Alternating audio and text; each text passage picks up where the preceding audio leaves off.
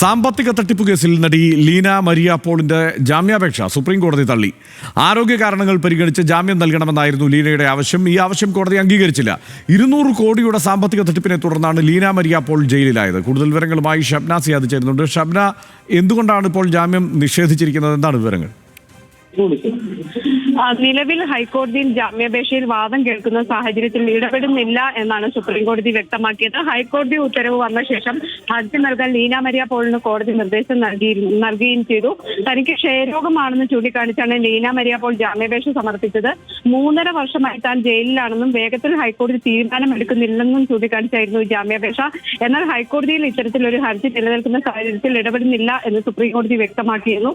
200 കോടിയുടെ തട്ടിപ്പാണ് നടത്തിയത്. വായ്പാ തട്ടിപ്പ്, കള്ളപ്പണം വെളുപ്പിക്കൽ തുടങ്ങിയ കുറ്റങ്ങൾക്ക് ജയിലിൽ കഴിയുന്ന ശിവേന്ദർ സിംഗിനെയും സഹോദരൻ മൻവീന്ദർ മോഹൻ സിംഗിനെയും പുറത്തിറക്കാൻ 200 കോടി രൂപ ആവശ്യപ്പെടുകയായിരുന്നു എന്നാണ് കേസ്. കേസിൽ 2021 ലീന പോളിനെ പോലീസ് അറസ്റ്റ് ചെയ്യുന്നത്.